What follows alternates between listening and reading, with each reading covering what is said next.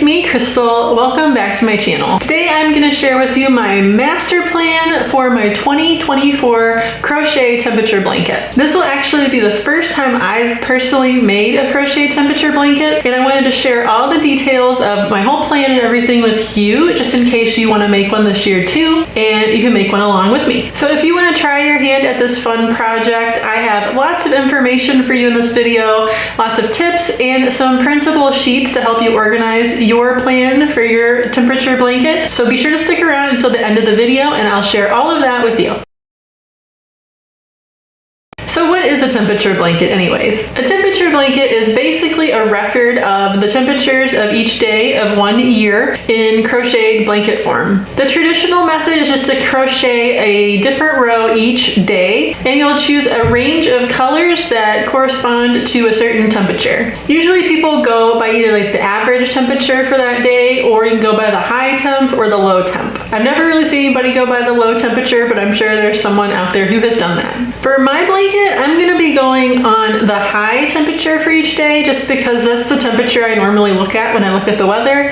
Where I live in the summers, it can get really hot, and I don't know, it's just what I'm used to looking at. So I'm going to go with the high temp instead of the average temperature. But you can do whatever you prefer. There are tons of different methods of ways to make temperature blankets, and if you do a search on YouTube or Google or Pinterest, you're going to find all kinds of really awesome ideas and free patterns out there. I've seen, if you don't want to do a traditional blanket, I've seen like a temperature scarf, a snake, a dress, and there's tons of different ways that you can make a blanket with granny squares or, spirals and all kinds of different patterns. There's loads of ideas out there. For my version, I decided I would use a simple stitch pattern, but then pick a really beautiful yarn that is really pretty and soft, so that I can make a blanket that my family will enjoy using for years to come and actually will look good with our decor and not feel too crazy colorful and kind of outside my normal style. I personally prefer more muted colors and neutrals and things, so I'm sticking with a slightly more muted color palette, but you can do whatever you prefer. There's lots of different options. The most important thing you'll want to do for your temperature blanket is to sit down and plan out your temperature ranges based on your local climate, and then choose your yarn type and your colors.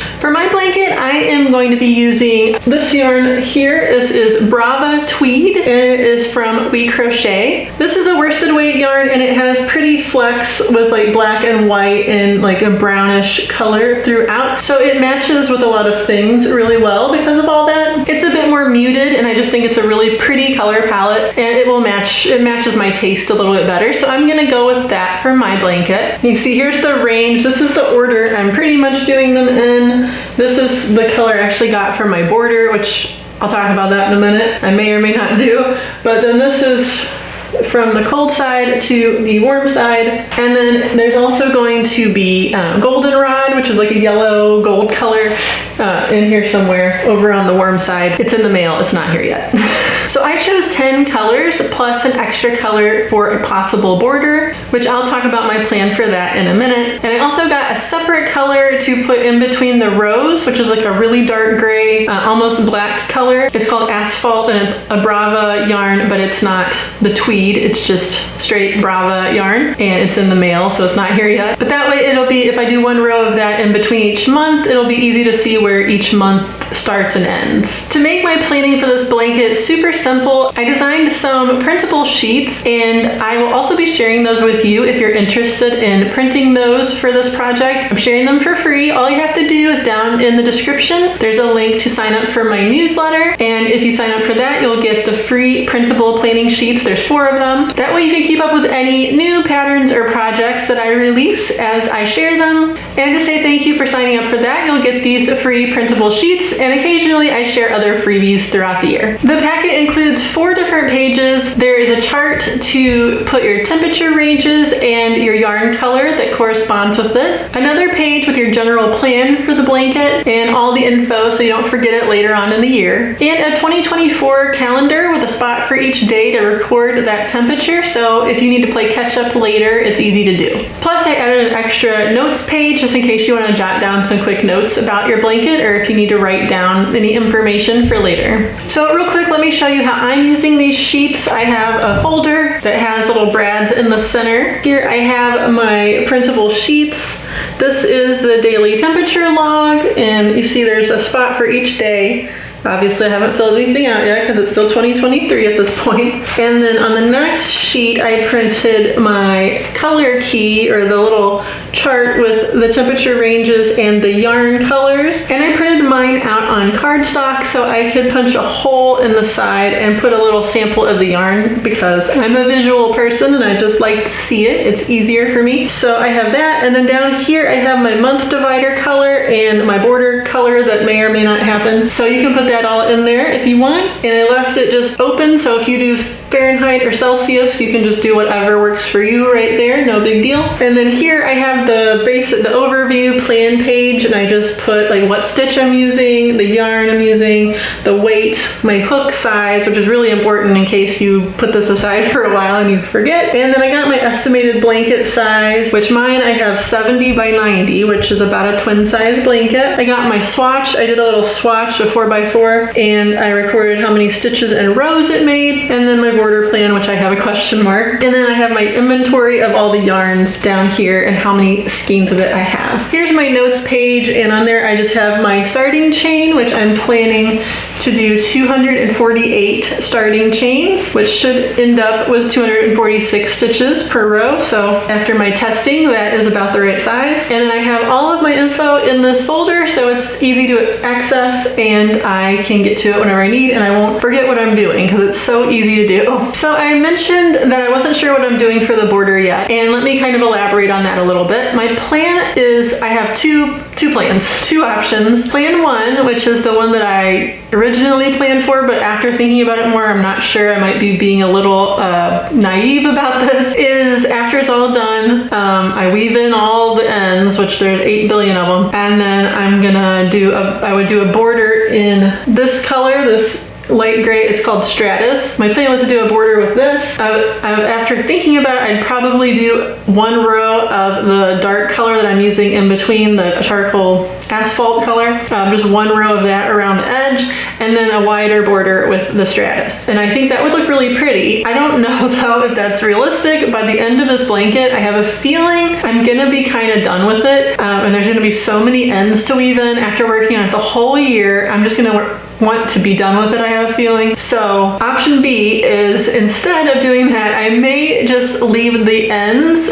out and like use them as fringe. I've seen a bunch of people do that and it looks cool. So I might do that. I really don't know yet. It's up in the air at this point, but that's kind of my two options that I'm going between. We'll see how it goes. Let me know down in the comments what you think is a better idea. Do you think you would rather have it with a border or with the fringe? And if I get a lot of people who really want to see a border, then maybe I'll do one just to make a tutorial and show you what I did. But it's up to you guys. If you'd rather see that, that's fine. I'll put myself through some more work if you guys want that. I guess that's no big deal. So just let me know what you think down in the comments. What would you do for your border? I'll be doing updates on this throughout the year. I'll talk more about that in a little bit too, but I'll let you know either way. The stitch that I'm planning on using for this blanket is the moss stitch or the linen stitch, or it has a few other names as well. It's a really basic stitch, but it looks really beautiful. It has like a really pretty woven look once it's all done. And I honestly didn't plan to do the moss stitch at first. I kind of thought, well, I'm going to try something different. I really wanted to do the sedge stitch. I've been really enjoying that stitch for blankets right now. But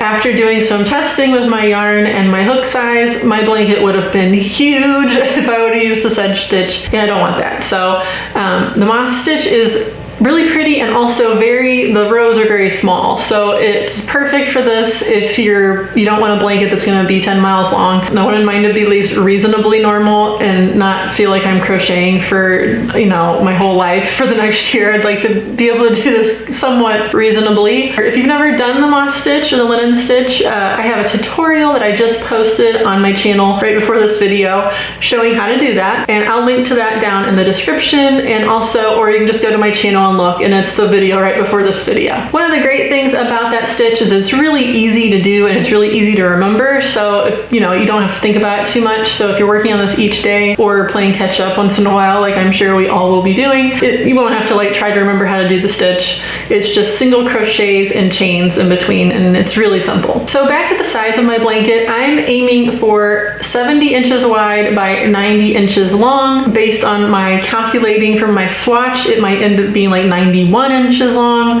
before a border and all that. So I'm not sure if that'll end up being, I'm estimating at this point. I'm going for that ballpark, which is about a twin size blanket. I didn't want it to be crazy wide. I thought about making a blanket big enough to fit on my king size bed, but I just don't want to have to do a row that long every day. And my kids all have twin size beds right now, so it'll fit on someone's bed. That'll work. Or we can just use it as a throw blanket on the couch as well. Everybody's tall in my family, so it's better than a regular size throw blanket anyway. So in order to get that 70-inch width, it looks like I need to start with a chain of 248 chains, and then you lose 2 chains for the turning chain, and then you end up with 246 stitches for each row. So that's what I'm going with. That seems to get me right around 70 inches, a little bit, give or take. This isn't exact. It's going to be in the ballpark of 70 inches, and I'm fine with that. So that's my plan for the size. So I'll be sharing my progress on this blanket throughout the year. I plan to do updates. I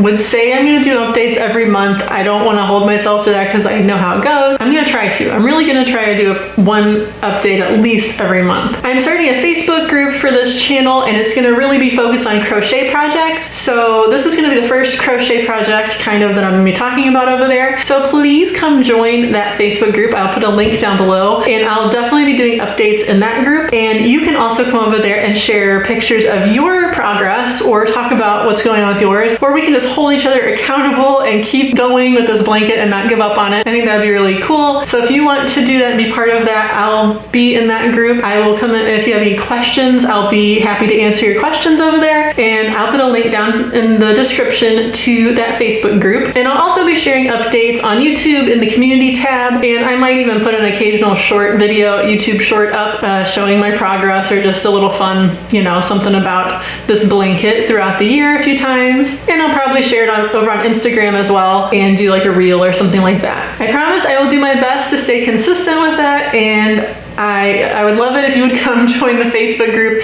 and cheer me on, and we'll cheer each other on and try to keep each other motivated to finish this blanket. All right, so that is my 2024 crochet temperature blanket plan. I really hope you'll join me for this project and make a beautiful blanket of your own. And if you're on board, please leave a comment down below and let me know what your plan is for your temperature blanket this year, or if you're not doing one, or if you really don't like crochet temperature blankets. Whatever your opinion is on them, let me know down below. I'd love to hear it. If you haven't done so already, please be sure to hit the like button and be sure to subscribe so you don't miss any updates, and I'll catch you in the next one. Bye-bye.